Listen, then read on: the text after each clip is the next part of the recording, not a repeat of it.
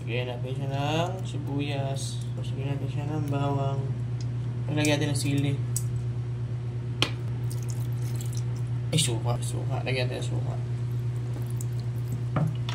Lagyan natin ng paminta.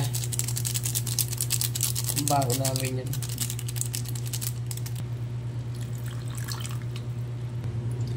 Saka yung takpan.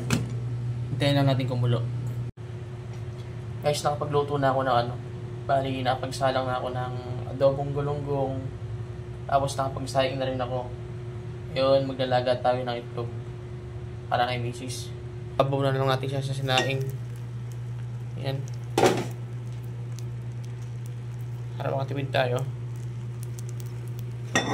Luluto rin naman yan. Eto guys, luto na nga yung adobong galunggong natin. Bali, pambaong ko to. Tapos pambaong din ni misis.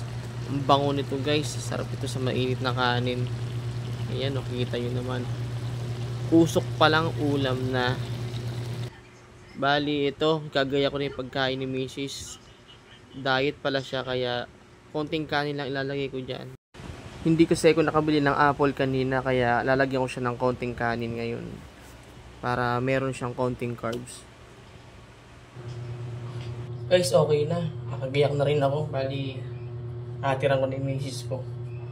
Babalatan ko na lang yung itlog na nilaga ko dito kanina. Ang init.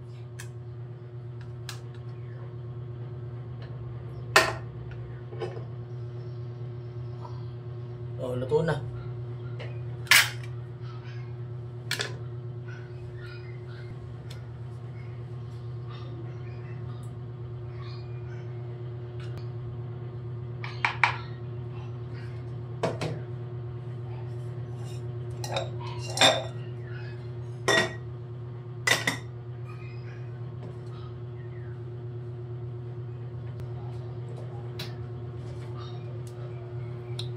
Nakabiyak na.